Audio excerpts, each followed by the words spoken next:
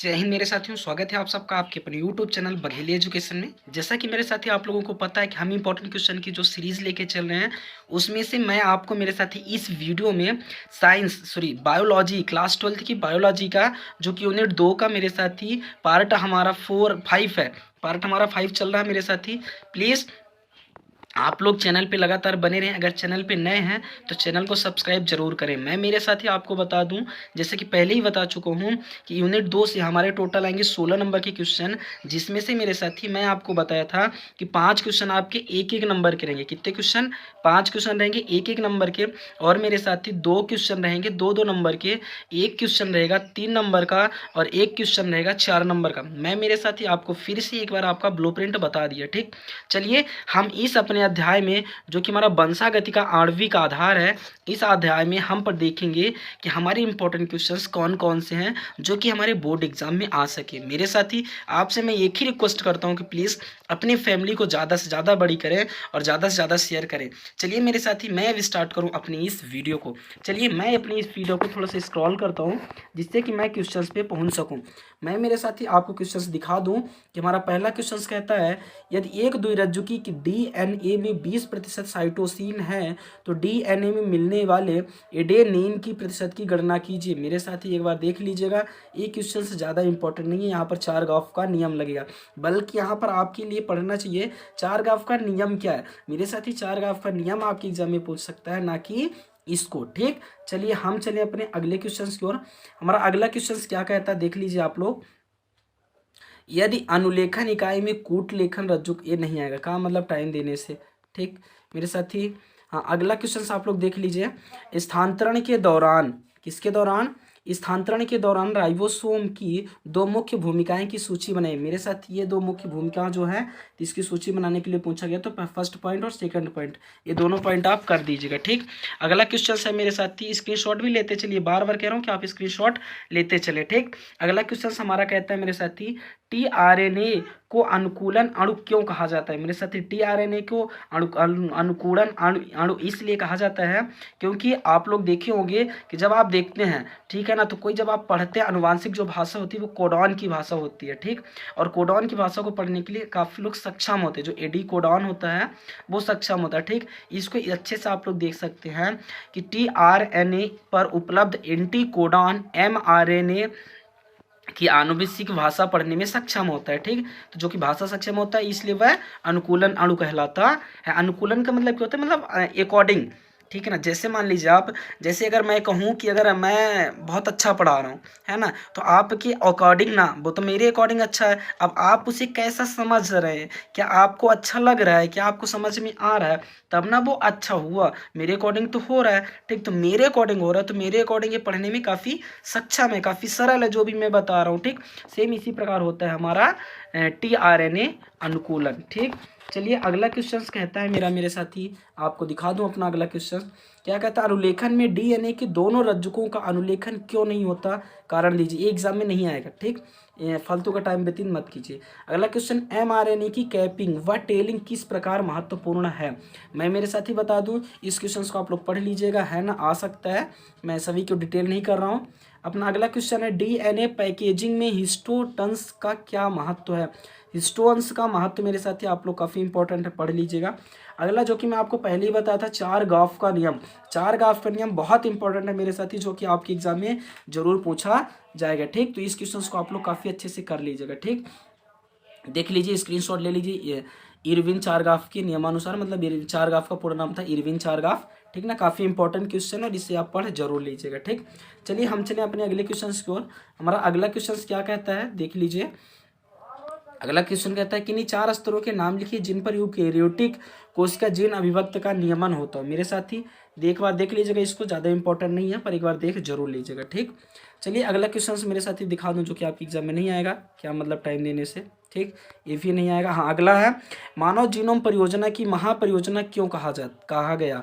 मानव genome परियोजना को महापरियोजना क्यों कहा गया? मेरे साथी बहुत इंपॉर्टेंट क्वेश्चन है, इस क्वेश्चन को आप पढ़ लीजिएगा, है ना, बहुत बहुत इंपॉर्टेंट है। स्क्रीनशॉट आप लोग ले लीजिए, सभी के लिए मैं बोल रहा हूँ कि स्क्रीनशॉट सभी को ले लीजिए, है ना, स्क्रीनशॉट ले लीजिए, स्क्रीनशॉट लेना ही काफ़ी अच्छा होगा। ठीक है ना, चलिए हम चलें अगले क्वेश्चन को, स्क्रीनशॉट ले लीजिए। हाँ, आप ले लीजिए, आपकी फ़ोटो भी हमारी छोटी कर दी हूँ ताकि आपको समझ में आ जाए, है ना। ले लीजिए, आप ले लीजिए, है ना। ठीक, सो हो गया ना, ये 6 पॉइंट है, पर आपको 6 पॉइंट नहीं, इसके 4-5 पॉइंट, आपको 4 पॉइंट लिखना है, 5 पॉइंट याद कर लीजिएगा। ठीक, चलिए अगले क्वेश्चन को। अगला क्वेश्चन मेरा क्या कहता है, मेरे साथ ही आपको दिखा दूँ। निम्न के कार्यों का वर्णन 1-2 पंक्तियों में कीजिए। मतलब इनके कार्य के वर्णन करना है कि इनके कार्य क्या क्या से हैं, ठीक है ना।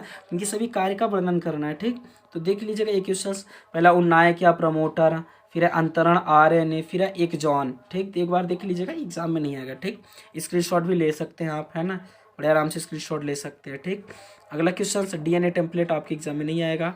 ठीक, आ जाइए अगले क्वेश्चन की ओर। डीएनए की कौन से गुण उसे आरएनए से अधिक स्थिर बनाते हैं। एक बार देख लीजिएगा, इसका स्क्रीनशॉट ले लीजिए, है ना। काफ़ी ज़्यादा इंपॉर्टेंट नहीं है, पर एक बार देख लीजिए। सबसे इंपॉर्टेंट क्वेश्चन मेरे साथ ही 99.9% है, जो कि आपके एग्जाम में कंफर्म पूछा जाएगा। इस क्वेश्चन को आप लोग काफ़ी अच्छे से पढ़ जरूर लीजिएगा, है ना। मैं कह रहा हूँ प्लीज़ प्लीज़ प्लीज़ आप लोग इस क्वेश्चन को पढ़ जरूर लीजिएगा। ठीक, आज देखिए क्या कहता है, अनुवांशिक कूट क्या है। अनुवांशिक कूट मेरे साथ ही बहुत ही इंपॉर्टेंट क्वेश्चंस है। प्लीज़ आप लोगों से हमारा रिक्वेस्ट है कि इस क्वेश्चन को आप लोग काफ़ी अच्छे से करें, है ना। देख लीजिए, स्क्रीनशॉट ले लीजिए, है ना। सभी को इसका स्क्रीनशॉट ले लीजिए। बहुत इंपॉर्टेंट क्वेश्चन, अनुवांशिक कूट और इसकी विशेषताएं, ठीक है ना। इसकी विशेषताएं भी लिखना है 4 नंबर में, जो कि 2019 में पूछा था। तो कन्फर्म मेरे साथ ही कि 2023 में क्वेश्चन पूछेगा। बस इसे आप लोग बहुत अच्छे से पढ़िएगा। ठीक, चलिए हम चलिए अपने अगले क्वेश्चन को। अगला क्वेश्चन लीडिंग एवं लीडिंग स्टैंड में अंतर नहीं आएगा, टाइम व्यतीत नहीं करना है ना। चलिए अगला क्वेश्चन, डीएनए बहुत इंपॉर्टेंट क्वेश्चन में से बहुत, जो कि आपके एग्जाम में कंफर्म पूछेगा। डीएनए और आरएनए में अंतर बहुत इंपॉर्टेंट है। प्लीज आप लोग इसे इतना एकदम घोट के पी के जाना है मेरे साथ, एकदम ये अंदर अंदर आपके पी जाना है, बिल्कुल एकदम इतना ही याद हो जाना चाहिए। ठीक, डीएनए और आरएनए में अंतर मेरे साथ ही आपको 4 पॉइंट लिखने। अगर 4 नंबर का पूछेगा तो 3 नंबर में पूछेगा तो 3 नंबर का लिखना है ना। देख लीजिए आप लोग 4 पॉइंट उधर स्क्रीनशॉट ले लीजिए और 3 नंबर का ए ले लीजिए। ठीक, अगला क्वेश्चन है हेट्रोक्रोमिन और यूक्रोमेटिन। ठीक, एक बार देख लीजिएगा, आ सकता है आपके एग्जाम में, ज़्यादा चांसेस के नहीं है। ठीक, फिर चलिए अगले क्वेश्चन को। और हमारा अगला क्वेश्चन क्या कहता है, इवरी, अरे भाई बहुत स्क्रॉल हो गया। ठीक ठीक, देख लीजिए मेरे साथी, ये भी आपके एग्जाम में नहीं पूछेगा। ठीक, अगला है अनुलेखन की परिभाषा, तो मैं आपको पहले ही दिखा चुका हूँ, है ना, कोई मतलब है ही नहीं।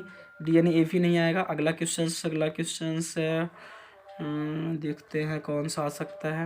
हाँ, अनुलेखन, निम्नलिखित पर टिप्पणी आ सकती है मेरे साथी, चाहे अनुलेखन पर आ जाए या बहुरूपता पर आ जाए या स्थानांतरण पर आ जाए या जैव सूचना विज्ञान पर आ जाए, किसी पर भी आपकी टिप्पणी पूछी जा सकती है। तो एक बार आप यहाँ पर मुश्किल से 8 से 10 लाइन लिखना है आपको टिप्पणी में, ज़्यादा नहीं लिखना है। ठीक, तो ले लीजिएगा, इसका स्क्रीनशॉट भी ले लीजिए, नहीं अनुलेखन का ले लीजिए, ज़्यादा नहीं लिखना है यहाँ आपको, है ना। संश्लेषण कहलाता है, मतलब अपने हिसाब से अपने अकॉर्डिंग आप 8-9 लाइन 10 लाइन लिख लीजिएगा। ठीक, बहुरूपता का स्क्रीनशॉट ले लीजिए मेरे साथ, ये भी इंपॉर्टेंट है। ठीक, अगला है स्थानांतरण, इसका भी स्क्रीनशॉट ले लीजिए, है ना। फिर चलिए अगले क्वेश्चन को। अगला क्वेश्चन है निम्न के बीच अंतर बताइए, मेरे साथ ही नहीं आएगा एग्जाम में। ठीक, अगला आ सकता है एमआरएनए और टीआरएनए में अंतर, मेरे साथ ये वाला पॉइंट है।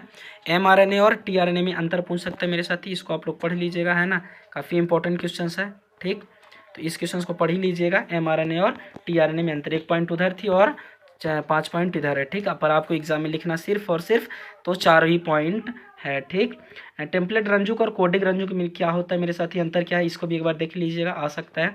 डीएनए अगुली छापन मेरे साथी, ये आपके लिए बहुत इंपॉर्टेंट है, जो कि आपके एग्जाम में जरूर आता है और हर बार आता है। तो डीएनए अगुली छापन को भी आप लोग एक बार देख लीजिएगा, स्क्रीनशॉट ले लीजिए, काफ़ी इंपॉर्टेंट क्वेश्चन है। ठीक, फिर चलिए अगले क्वेश्चन, उसी का ये पार्ट है डीएनए अगुली छापन का, है ना, डीएनए अगुली छापन का ही ये वाला पार्ट है, इसका भी स्क्रीनशॉट ले लीजिए। ठीक, चलिए आगे चलें, हम अपन आगे चलते मेरे साथ डीएनए के द्विकंडुली मॉडल की संरचना को स्पष्ट कीजिए। मेरे साथ 2019 में आया था, 2022 में आया था, अब 2023 में भी आएगा। प्लीज़ आप लोग इस क्वेश्चन को काफ़ी अच्छे से पढ़ के जाइएगा, जब आपका रिजल्ट अच्छा आएगा तभी मुझे अच्छा लगेगा मेरे साथ, इसलिए आप अपना रिजल्ट लाने के लिए हमारे साथ मेहनत करें और सारे क्वेश्चन पढ़ लें। ठीक, अब मैं मेरे साथ ही आपको क्वेश्चंस तो याद कराऊंगा नहीं कि मैं याद कर लिया तो चलो भाई आपके भी हो जाएगा काम, है ना, याद तो आपको ही करना है। ठीक ना, तो उसकी संरचना होगी, ये उसी के पॉइंट है, देख लीजिएगा एक बार, है ना।